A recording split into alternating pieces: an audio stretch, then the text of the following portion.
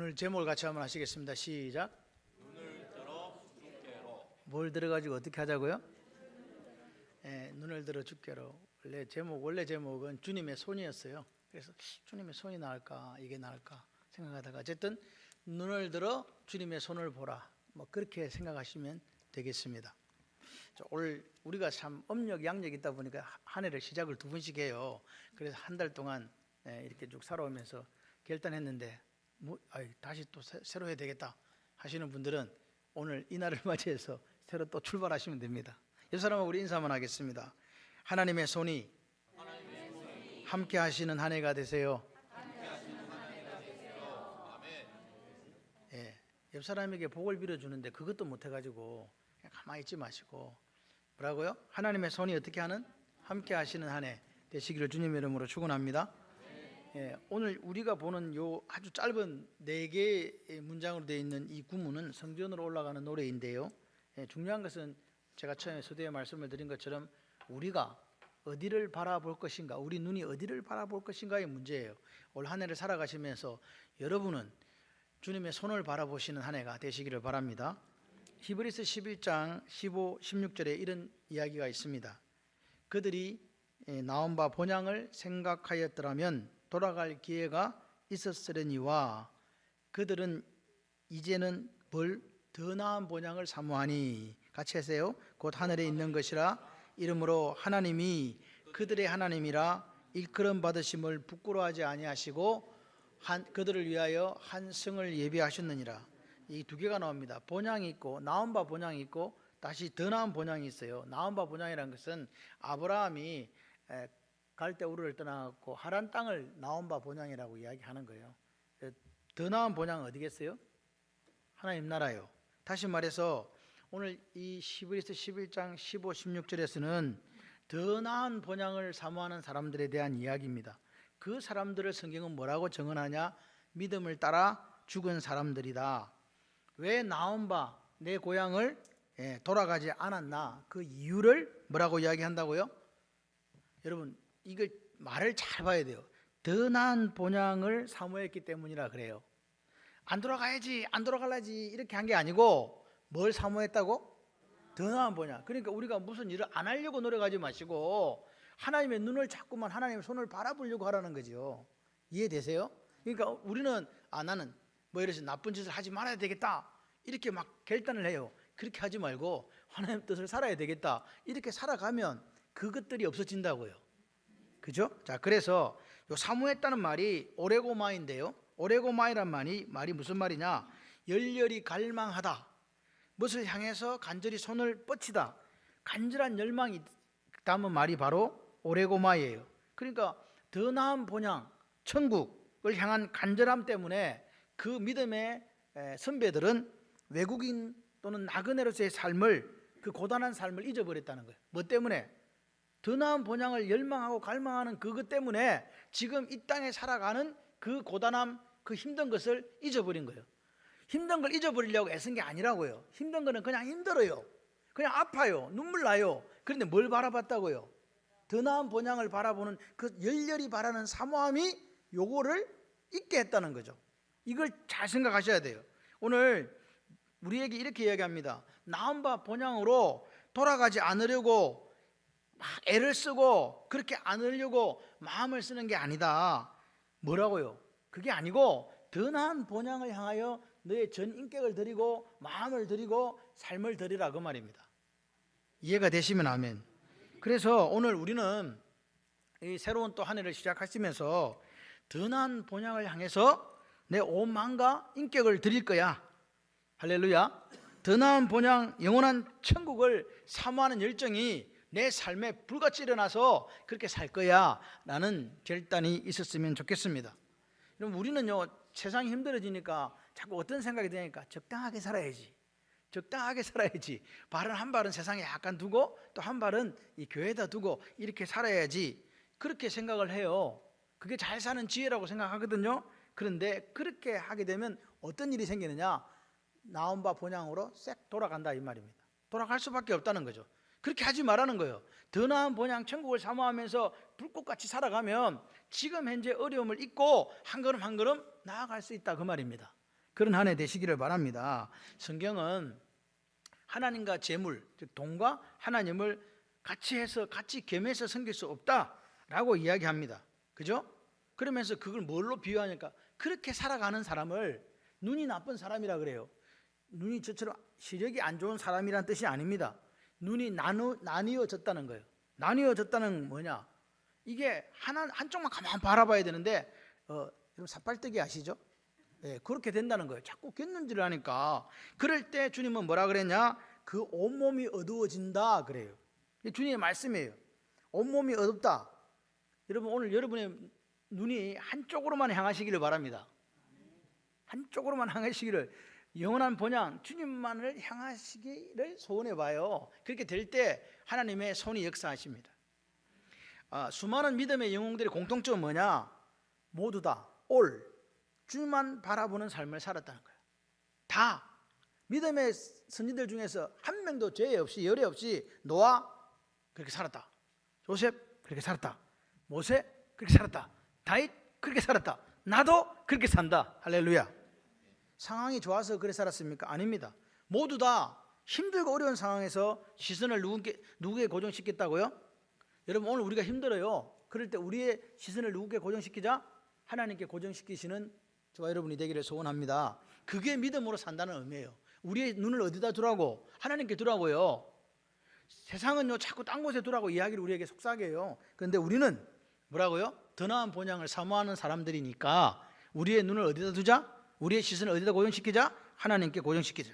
그래서 오늘 이야기가 바로 그 눈이 도대체 그 눈이 뭐냐는 거죠. 그 눈, 그리고 그 손은 도대체 뭐냐? 그 이야기를 지금 하고 싶어 하는 거예요. 우리의 눈이 어디를 향할 것인가? 오늘 시편의 이야기가 그겁니다. 그런데 그 결론은 뭐냐? 하나님을 향하여 누구를 향하여? 하나님을 향하여 끊임없는 사모함이, 오래고마이가 있어야 된다. 아멘. 그렇게 이야기합니다. 자, 3절부터 먼저 한번 보겠습니다. 심한 멸시가 우리에게 넘칩니다. 그래요. 심한 멸시가 우리에게 넘친다. 이 멸시라는 말이, 멸시 당한다 이 말이, 다른 그 멸시한다는 것은 저 가치가 없지. 그러면서 내가 교만해서 거들름거리는 태도를 멸시한다 그러잖아요. 딴 사람을 멸시한다. 당신 나보다 훨씬 모자래. 이렇게 얘기하는 거잖아요. 이 넘친다는 말은 풍성하다, 넘친다는 말인데 이 사바인데 좋은 의미로 쓰인 게 아니고 만족하다는 긍정적인 의미가 아니라 세상으로부터 받는 멸시가 차고 넘친다는 거예요. 여러분이 지금 살아가는데 세상 사람들이 우리를 향한 멸시가 차고 넘친다 그 말입니다. 그 안일한 자의 조소, 교만한 자의 멸시가 내 영혼에 넘칩니다. 그렇게 시인은 고백해요. 이 3절 여호와여 우리에게 멸시가 지나쳤도로 찬 요거를 마지막 부분을 뭐라고 해석하냐 하니까 직역하면, 왜냐하면 우리가 지나칠 정도로 멸시로 가득 찼기 때문입니다. 왜냐하면 여기 보십시오. 여기 보니까 은혜를 베풀어 주기를 기다립니다. 2절이 그렇잖아요. 그리고 끝이 나잖아요. 왜 하나님의 은혜가 필요하다? 왜냐하면 우리가 지나칠 정도로 멸시로 가득 찼기 때문입니다. 우리가 그렇게 이 땅에서 멸시받고 살기 때문에 뭐가 필요하다고요?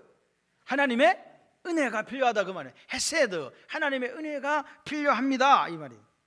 그러니까 오늘 조금 전에 제가 말씀드린 것처럼 이 성전으로 올라가는 노래는 기억과 정리의 의미가 있어요. 뭘 기억하는 거예요? 성전으로 예배드리러 올라가기 전에 올라가면서 기억을 하는 거죠. 무슨 기억했냐? 이 시편 123편은 모멸과 치욕의 시대를 살았던 사람들의 노래입니다. 포로로 끌려가 가지고 풍전등화 같은 그 공동체, 그 운명 앞에서 그 모멸감, 쫓겨와서 포로로 살아가는 그 모멸감 속에서 고국으로 돌아가지 못하는 사람들의 그 처지를 한탄하면서 부르던 노래가 하나님 은혜를 베풀어 주세요, 은혜를 베풀어 주세요, 우리 멸시가 가득 차서 우리가 이렇게 삽니다, 그 고백입니다. 이해되시면 아멘. 그러니까 그 공동체가 속한 상황은 우리가 지금 그냥 성전으로 올라가는 노래구나 이렇게 생각할 게 아니라 우리가 생각보다 훨씬 더 힘들고 고통스러운 상황이었다. 그리고 또 한편에 어떤 학자는 요 이야기가 누구 이야기냐니까, 스룹바벨과 사람들이 가서 또 느헤미야가 가서 성전을 건축하고 성벽을 쌓으려고 할 때 그들을 반대했던 사마리아 산발랏, 그 다음에 누굽니까? 도비야, 게셈 같은 그런 사람들의 방해 속에서 하나님 뜻이 이루어지지를 못하는 것을 보고 가슴 아파하면서 부른 노래이기도 하다 그래요. 여러분 보세요. 성경에 이름이 등장하는 사람들이 있어요. 좋은 예로 쓰인 사람이 있고 안 좋은 예로 쓰인 사람이 있습니다. 여러분은 어느 쪽으로 쓰이고 싶으세요? 안 좋은 예로 쓰이고 싶은 사람 오른쪽 발가락을 들어보세요. 아무도 없지? 없어요. 좋은 쪽으로 쓰이고 싶다. 아멘. 산발라 도비아 게셈이라는 사람은 두고 하나님을 대적하는 자로 쓰이잖아요. 여러분, 교회가 영적으로 부흥하고 성장하려고 할 때, 불같은 역사가 있으려고 할 때 마귀는 뭐 할까요? 놀까요? 더 열심히 공작할까요? 열심히 공작해요. 여러분도 느껴요. 영적인 분위기는 누구나 다 느껴요. 아, 하나님께 역사하시는구나. 그럴 때 마귀도 강력하게 역사하는데, 원하기는 산발라 도비아 게셈의 편에 서지 마라. 뭐 어디에 서라고요? 느헤미야 편에 서고 에스라 편에 서고, 할렐루야, 스룹바벨 편에 서는 거예요. 이 영적인 시그널이 딱 올 때 이게 무슨 일이지? 라고 우리가 말씀을 가지고 하나님 뜻을 묻는 여러분들이 되시기를 바랍니다. 자, 그래서 오늘 여기 4절을 보시면 안일한 자의 조소 이렇게 얘기해요. 안일한 자를 샤난인데요, 이 옛날 앞에 성경에는 평안한 자라 그랬어요. 평안한 자의 조소, 지금은 안일한 자의 조소로 되어 있습니다. 이 샤난이란 말은 부유한 자예요. 부유한 자입니다. 근데 이게 명사적으로 쓰일 때 이 샤난이란 단어가 어떤 뜻이 있냐니까 교만해진 거예요. 교만해져서 다른 사람을 돌아볼 마음을 전혀 갖지 않은 상태를 샤난이라고 하는 거라고요. 그러니까 오늘 앞에 성경은 안일한 자, 지금 성경은 평안한 자로 나오는데, 이 사람은 어떤 사람이냐? 진짜 평안이 아닌 거예요. 자기밖에 모르는 가짜 평안을 누리며 살아가는 사람을 샤난, 평안한 자라고 표현한 거라고요. 이해되십니까? 그러니까 그런 자기밖에 모르는 사람들이 있다는 거예요. 그런 자기밖에 모르는 사람들의 눈에는 나누고 베풀며 살아가는 사람들이 아이고 저런 바보가 있나, 비웃고 조롱한다 그 말입니다. 그러니까 이 사람들, 이 평안한 자는 뭐냐? 땅의 창고가 늘어가는 그 즐거움을 인생의 최고의 즐거움으로 알고 살아간다 이 말입니다. 여기서 평안한 자 샤난, 이 사람은 거짓 평안을 누리는 사람이에요. 그래서 안일한 자, 앞에 성경 안일한 자라는 말은 다른 사람 일에 대해서 내가 안일하다라는 뜻을 가지고 있습니다. 그래서 이 교만한 자, 그 다음 밑에 교만한 자라는 것은요 가온인데, 이 가온이라는 것은 우리가 속해 있는 공동체 내에서 힘없고 약한 사람들을 어떻게 해요? 무시한다는 거예요. 그렇죠? 이 교만한 자가, 그러니까 그렇게 약하고 힘없는 사람들의 권위를 무시하면서 누구까지 무시한다? 하나님까지도 무시하는 사람들이 가난, 교만한 자. 아멘이십니까? 그렇습니다. 그래서 이 교만이라는 원래 헬라어 성경을 보게 되면 교만하다, 이게 마음이 부풀었다 이런 뜻을 갖고 있어요. 뭐가 부풀어요? 그래서 우리가 뭐라 그래요? 저 사람 뭐가 부었다? 그게 간이 부푸른 상태를 간덩이가 부었다 이러거든요. 그게 교만한 거예요. 하나님 앞에서 교만하면 된다? 안 된다? 안 된다. 그런데 그런 사람들이 있다는 거죠. 하나님도 두려워하지 않는 사람들을 성경은 교만한 자, 가연 이렇게 이야기를 하는 거예요. 그 사람들은 어떻게 하냐니까 다른 사람을 하찮게 대해요. 교만하니까. 저 사람 하찮아. 그런 조롱과 멸시가 지금 시편 기자가 처한 상황 속에 삶을 완전히 뒤덮고 있다 이 말입니다. 그러니까 여기에 있는 이 포로로 왔거나 또는 귀환해서 성전을 새로 건축하거나 성벽을 쌓으려고 하는 이런 사람들은 살아가는 게 힘들까요? 힘들지 않을까요? 너무 힘들어요. 사는 것조차도 그냥 힘이 들어. 그런데 이 안일한 자들의 조롱, 교만한 자들의 멸시, 마치 산발라 도비아 게셈과 같은 그런 사람들의 멸시가 더해져서 그 삶을 더욱더 더 힘들게 만들더라. 그 내용을 지금 이야기하고 있는 거죠. 이런 상황이 될 때 내가 하나님 앞에 복받고 살고 하나님 위해서 살아가고 싶은데 그 세상의 멸시와 조롱 그런 것을 겪게 될 때 그럼 나는 어떻게 해야 되는가? 다시 말해서 어디를 바라보아야 되는가의 문제를 시인은 지금 이야기하고 있단 말입니다. 그러니까 어디를 바라보는가는 네 선택이라고 이야기하는 거예요. 세상을 바라보든지 누구를 바라보든지 눈을 들어서 하늘에 계신 하나님을 바라보든지 그것은 네 선택이다. 그렇게 이야기하는 거죠. 그래서 이제 눈에 대한 설명을 지금부터 해야 되는 거죠. 1절에 내가 뭘 들어? 눈을 들어 했잖아요. 근데 2절에 가보니까 종들의 눈, 상전의 손을 바라보는 종들의 눈, 여주인의 손을 바라보는 여종의 눈, 그리고 뭐라고요? 여호와 하나님을 바라보는 우리의 눈 몇 번 나왔어요? 눈 몇 번 나왔냐? 졸다가 또 모른다 또. 눈 몇 번 나왔습니까? 예? 4번 나왔습니다. 1절에 한 번, 2절에 저를 좀 보세요. 어디로 봐? 손가락을 3개를 하고 있어도 2절에 몇 번? 3번. 여러분 3번이라는 말 자체에 이 히브리 사람들 유대인들 쓰는 어감을 아셔야 돼요. 3번이라는 것은 무슨 수다? 완전수라는 거죠. 누굴 보라는 거예요 지금. 그렇습니다. 의도적으로 눈을 내 눈에서 종들의 눈, 여종들의 눈을 갖다가 우리의 눈으로 확장되고 있는 거죠. 그래서 이 사람은 지금 이 시편 기자는 뭘 이야기하고 싶냐? 내 눈이, 우리의 눈이 어디를 바라보는 게 중요하다. 3번씩 기록했다. 이 아인, 이 눈을 말하지만 이 눈은요, 여러분 몸에 달린 눈이 아닙니다. 이 눈은요, 같이 해봐요. 내가 지향하는 바. 내가 지향하는 바를 눈이라 그런 거예요. 내가 바라고 갈망하고 관심을 가지고 열의를 나타내는 그걸 눈이라 그런 거예요. 여러분의 관심, 열의, 여러분의 마음이 지향하는 그 포인트가 어디냐는 거죠. 그걸 눈이라 하면서 누굴 바라본다고. 그러니까 이 눈과 마음이라는 것은 결국 뭐냐? 나는 오직 누구만을 바라본다.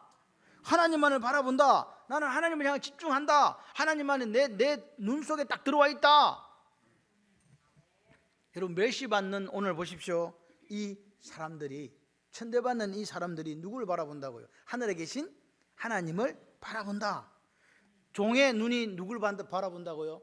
종의 눈이 상전의 손을 바라보듯이, 그 다음에 여종의 눈이 여주인의 손을 바라보듯이 우리는 하나님의 뭘 바라봐? 손을 바라보는 거예요. 하나님의 손이 있을까요? 없을까요? 없어요. 하나님은 신이기 때문에 손이 없는데, 그래서 이 손에 대한 이야기를 조금 이따 하겠습니다. 그래서 이제 보십시오. 손이라고 하는 것은요, 하나님을 신인 동행론, 하나님을 우리처럼 비교해서 오른손, 오른팔 이렇게 이야기하는 거라고요. 그 권능, 능력, 전능하심, 할렐루야. 자 보세요. 하늘에 계시는 1절에 하늘에 계시는 주여, 이런 말은 하나님이 실제로 하늘에 계시다는 의미가 아닙니다. 온 우주에 충만하신 하나님. 그러니까 여러분이 삶의 자리, 그 힘들고 아프고 눈물 나는 그 자리에 누가 계시다고요? 하나님이 계시다고요. 그러니까 하늘에 계십니다, 이 말. 우라노스, 이 말은요 무슨 말이냐? 하나님이 왕적인 통치를 의미하는 거예요. 장소를 의미하는 게 아니다. 그래서 우리가 주기도문 할 때 하늘에 계신 우리 아버지요, 하늘에 계시다는 그 뜻이 뭡니까? 이 땅에 존재하는 모든 피조물을 당신의 권능과 지혜로 친히 통치하시고 심판하시는 초월자 하나님 할 때 하늘에 계시는 우리 아버지, 이렇게 얘기한다고요. 그 하나님이, 내가 지금 바라봐야 될 하나님 누구라고요? 절대 주권으로, 당신의 주권으로 세상을 다스리시는 만왕의 왕, 그 하나님께 우리가 눈을 들어 바라봐야 된다, 그 말입니다. 우리의 뭐라고요? 관심과 우리의 열의와 우리의 마음이 지향하는 바가 그 하늘에 계신 하나님을 바라봐야 된다. 아멘. 근데 그 하늘에 계신 하나님 아버지가 나에게는 누구예요? 아버지라는 거예요. 이게 중요해요. 그분은 당신의 절대 주권으로 이 모든 세상을 통치하시는데, 우리가 그분을 바라보는데 그분이 바로 내 아버지요. 제가 항상 이야기 드리잖아요. 우리 에스더는 저한테 와서 무서워하지 않고 그냥 자기 하고 싶은 얘기 다 해요. 왜? 내가 아버지니까. 그래요. 여러분 아버지한테 가가지고 아무 말도 못하는 사람은 없을 거예요. 왜? 아버지와 자녀의 관계는 그래요. 세상 사람들한테 못하는 말을 아버지한테 하죠. 왜요? 우리 아버지는 내 말을 들어주고, 우리 아버지는 내가 들은 거 준 거 응답해 주니까. 왜? 뭐 이유가 있습니까? 아버지니까요. 그 하나님을 눈을 들어 주께 향한다. 그냥 주께 향하는 게 아니라 I lift my eyes to you 라고 되어 있어요. 내 눈을 들어가지고 이렇게, 방향성입니다. 방향성. 이 눈을 이렇게 들어가지고 뭐라고요? 기도의 영적 방향이에요. 어디로 보라? 아버지. 고개만 들고 기도하라는 이야기 아닙니다. 그분을 바라보는 이야기입니다. 그러니까 우리가 눈을 들어 주를 향한다, 이게 표현이 너무 아름다운 표현이에요. 어디를 향한다고요? 원래 사랑하는 사람이 있으면 누구한테 눈이 가요? 사랑하는 사람한테 가지 어디로 가? 눈이 자꾸 돌아간다니까. 자꾸 그 사람만 보고 싶어. 여기도 마찬가지요. 내 눈이요 하나님을 사랑하고 그분이 어떤 분인지 알기 때문에 눈이 자꾸 그로 돌아가는 거야. 하나님이 어디 계시지? 할렐루야. 오늘 보십시오. 요나스라는 성경이 있어요. 거기는 요나가 잘못해가지고 이제 어디로 간다? 고래 뱃속, 큰 물고기 뱃속으로 들어갔다가 하는 이야기가 요나스 2장 4절에 나옵니다. 자, 같이 한번 읽어봐요. 내가 말하기를 내가 주의 목전에서 뭐 했을지라도 쫓겨났을지라도 다시 주의 성전을 바라보겠나이다 하였나이다. 바라보겠다. 목전에 쫓겨났다는 말은 잘못을 해서 문제가 많아가지고 이제 하나님 앞에 설 수가 없는 그런 상태를 이야기하는데 뭐라고요? 이 죽음을 넘나드는 극한의 고난 속에 팽개져 있어. 내가 하나님 앞에 죄를 지어가지고. 그런데 이 사람이 뭐라고요? 그럼에도 불구하고 다시 나는 누구를 바라본다고요? 하나님을 바라본다고요. 그런 집념이 있는 거예요. 누구에게? 요나에게요. 오늘 우리도 이 아침에 그런 게 있어요. 내가 비록 잘 살지 못해요. 저런 고난과 멸시와 조롱과 그 속에 살아요. 내가 잘못한 것도 있고. 그래도 우리는 누굴 바라봐야 된다고. 불타는 집념이 있으시기를 주님의 이름으로 축원합니다. 그런 모습이지만, 요나의 그런 부족한 모습이지만, 그래도 당신의 명령에 불순게 도망가려고 했던 어리석음이 있었고 죄가 있었지만, 그럼에도 불구하고 나는 주의 나타나심을 사모합니다. 나는 주의 성전을 바라보겠습니다. 당신이 임재하신 예루살렘, 당신이 있는 그곳, 그 하늘을 나는 바라봅니다. 우리가 올 한 해를 살아가는데 우리는 자꾸 가능성을 이야기해요. 이렇게 하면 성공하고 저렇게 하면 성공하고 이런 방법이 있지, 이렇게 돼야 돼 라고 이야기합니다. 그런데 오늘 시인은 오직 나는 하나님만을 바라보겠다라고 고백하는 거죠. 도저히 살아날 수 없는 상황, 그 모멸과 멸시와 조롱 속에서도 나는 누구를 본다? 하나님을 본다. 내 눈을 하나님께 고정시킨다. 나는 오직 하나님의 도우심만을 바랍니다. 과거에는 내가 하나님의 다른 것, 우연 같은 것도, 로또 한번 당첨되거나, 로또도 당첨되는 사람은 운이 큰 사람이에요. 누가 나한테 와서 이야기하더라. 목사님 5만 원 당첨됐습니다 그러더라. 자랑하더라. 제가 우리 노집사님 집에 가서 가끔씩 이렇게, 저는 그걸 뭐 하려고 하는 게 사줘요 하니까, 근데 나는 맨날 꽝이야. 목사가 맨날 당첨되고 그러면 거기만 갈 거 아닙니까? 하나님이 아시는 거예요. 그래서 깡을 주시는 거야. 우리가 어떤 우연 같은 것들도 기대할 수 있어요. 그죠? 예, 우연히 해가지고 좋은 일이 생기, 그걸 횡재했다고 얘기해야 돼? 예, 그런 경우도 생깁니다. 또 사람의 도움, 어떤 유력자의 도움을 은근히 바라기도 했었어요. 그런데 이 시인이 이제 뭐라 그러냐, 이제는 나는 바뀌었어요. 나는 하나님께 내 눈을 고정시키고 100% 하나님의 도우심만을 바라고 다시 일어서겠습니다 라는 고백이에요. 하늘에 계시는 주여, 내가 눈을 들어 주께 향하나이다. 할렐루야. 오늘 주님만을 바라보고 주님만을 의지하겠다고 고백하는 게 바로 1절의 이야기입니다. 당신의 뜻을 당신이 이루어 가시는 분, 내가 지금 겪고 있는 이 문제 때문에 당신의 뜻을 이루어 가신 전능하신 하나님을 보지 못하는 그런 바보 같은 행동하지 않겠습니다. 내 처지와 내 행편과 내 상황을 아시고 거기에 개입하셔서 그거를 해결할 수 있는 유일한 능력자, 그 하나님을 나는 바라보겠습니다. 그러니까 오늘 우리가 여러분의 삶의 현장 속에 어렵고 힘든 것에 대해서 그게 파묻히지 마세요. 눈을 들어 누굴 바라보라고? 하늘에 계시는 하나님을 바라볼 수 있는 저와 여러분이 되기를 소원합니다. 여러분, 우리가 살다 보니까 때로는요, 내가 당면한 문제, 닥친 어떤 어려움 때문에 그 집중하다가 그 문제에 빠져버리는 경우가 너무 많은 거예요. 그리스도인이라 할지라도 그렇습니다. 목사님 저도 마찬가지입니다. 그럴 때 우리에게 주시는 위로의 말씀이 있습니다. 그게 바로 빌립보서 4장 6절 7절이에요. 같이 한번 읽어봐요. 시작. 아무것도 염려하지 말고 다만 모든 일에 기도와 간구로 너희 구할 것을 감사함으로 하나님께 뭐하라? 아뢰라. 그리하면 모든 지각에 뛰어난 하나님의 평강이 그리스도 예수 안에서 너희의 생각과 마음과 생각을 뭐 하시리라? 아뢰면 지켜주세요. 안 아뢰면 안 지켜줘. 아뢰세요. 구하세요. 맡겨주세요. 하늘에 계신 그분을 바라보세요. 똑같은 말이에요. 그러면 하나님께서 지키시리라. 그리고 여기 보니까 이 상전의 손, 비유들입니다. 이게 전부 다 상전의 서로를 바라보는 종의 눈, 이렇게 얘기하잖아요. 이 주인이 어떤 이렇게 자그마한 동작을 이렇게 해요. 고대 사회에서는. 그리고 어떤 작은 정표를 내가 가만히 쳐다보고 있어야 이게 캐치가 되는 거란 말이에요. 그래서 내가 저 주인을 자세히 보고 어떤 하나의 그 낌새를 알아차리는 게 중요하잖아요. 그게 혜택이거든. 나한테 주는 뭔가 이게 보너스란 말이에요. 그래서 종이나 여종은 뭐 하냐? 자신의 의도대로는 할 수 있는 게 아무것도 없어요. 상전이 뭘 해야 그게 조그마한 부스러기 은혜라도 받을 수 있거든요. 그래서 끊임없이 누구를 볼까요? 그 상전 주인을 바라보는 거예요.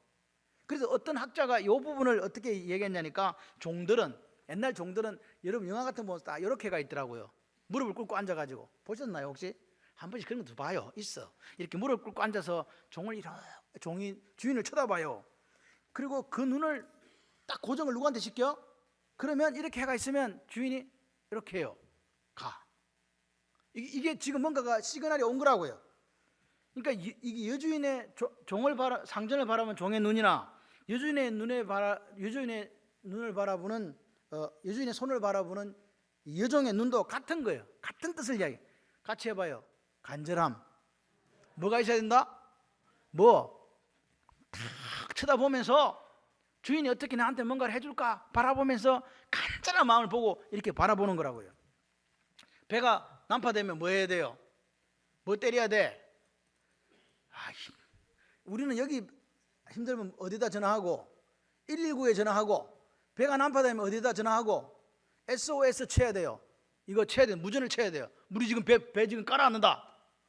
그렇죠? 그렇습니다.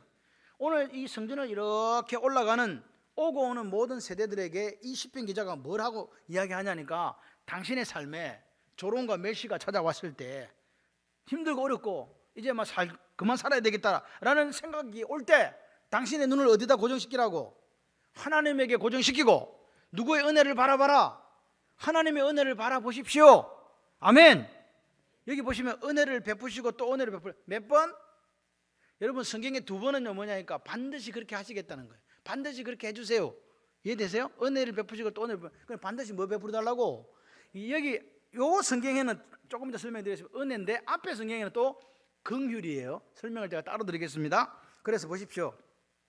은혜를 베푸시고 은혜를 베풀다는 기도를 합니다. 그런데 이게 보면 참 대단한 게 우리에게 2절에 보면 우리에게 은혜를 베풀어 달라는 거예요. 나한테만 은혜를 베풀어 달라는 게 아니고 누구에게?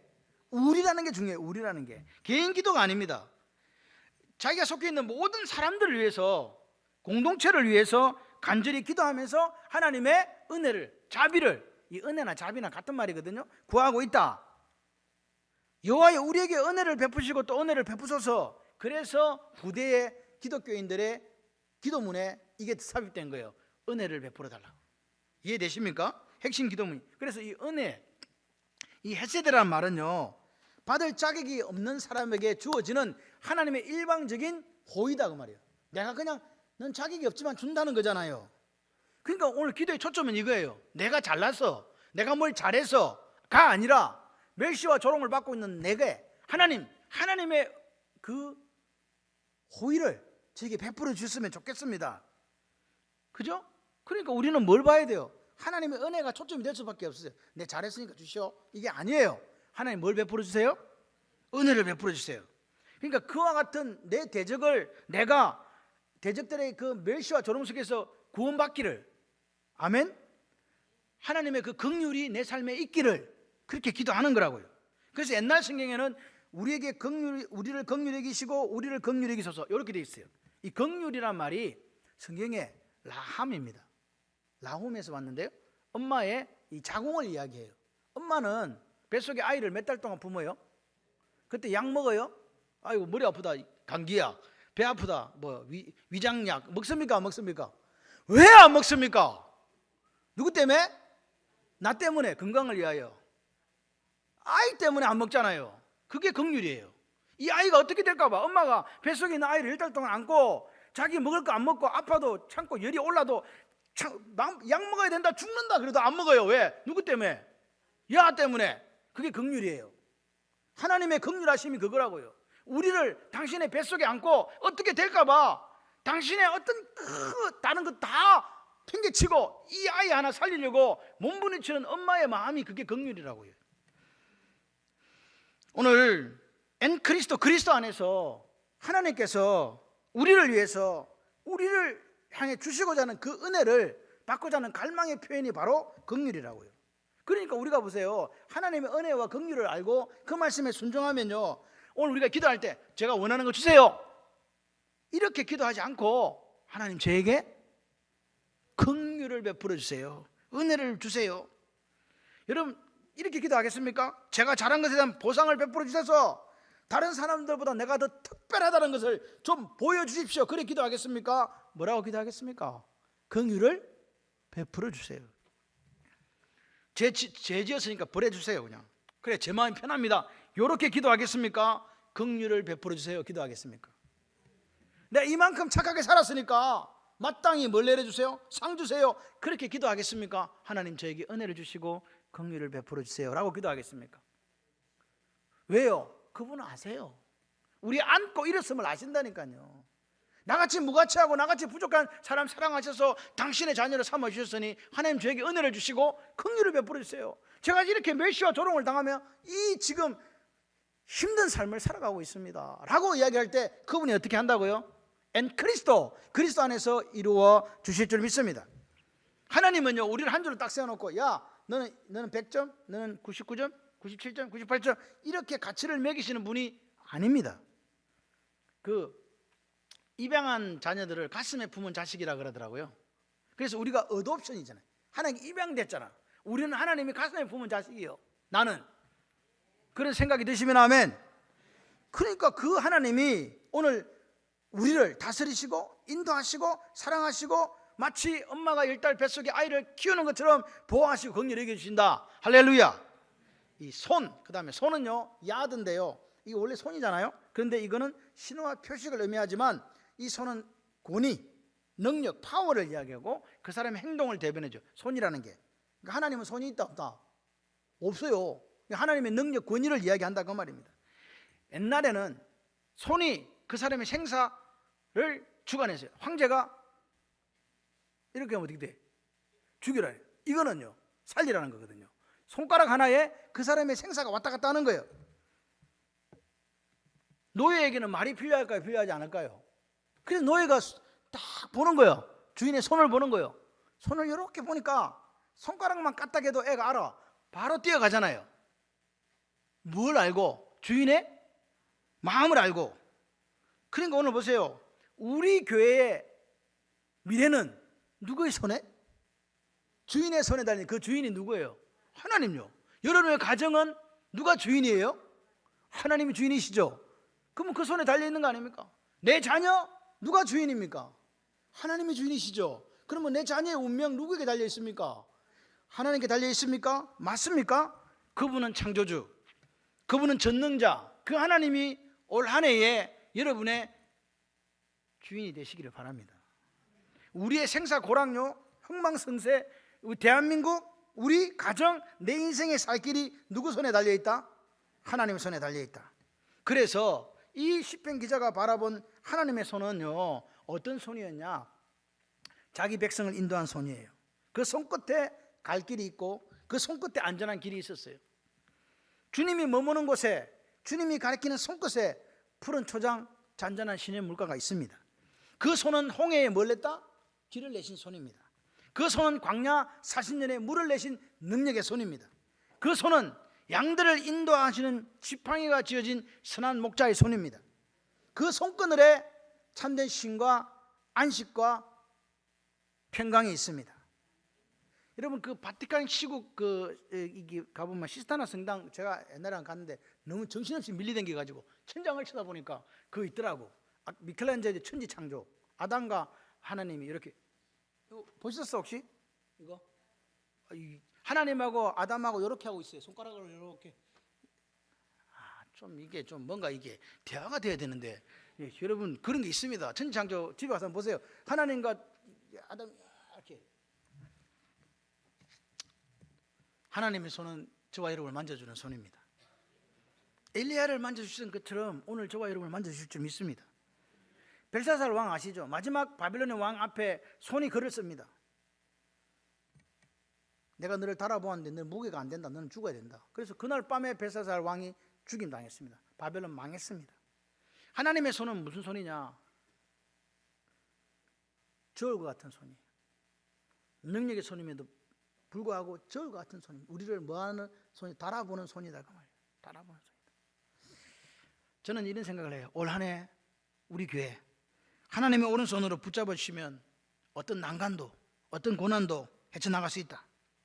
아멘. 그 하나님이 하루 종일 우리를 위해 손을 펴신대요. 손을 편다는 말은 손을 편다는 뜻이 아닙니다. 하나님의 자비와 긍휼하심을 베풀어 주신다. 아멘. 저와 여러분의 가정에 심지어 구하지 않는 자에게도 하루 종일 손을 펴신다고 이사야 65장에 이야기하고 있는 거예요. 탕자 아시죠? 탕자. 둘째 아들 집 나갔는데 아버지 뭐 했어요? 밤마다 문을 열어놓고 하루 종일 돌아올 때까지 아들을 기다린 거죠. 그분이 우리 하나님이세요. 그래서 여러분 낭망하지 마시고 올 한 해 소망을 가지시기를 바랍니다. 한번 같이 읽으시면서 그 뜻을 한번 보세요. 시편 31편 15절 나의 앞날이 주의 손에 있사오니 내 원수들과 나를 핍박하는 자들의 손에서 뭐하라고? 나를 건져 주소서. 시편 89편 13절 주의 팔에 능력이 있사오며 주의 손은 강하고 주의 오른손은 높이 들리우셨나이다. 오른손 이야기합니다.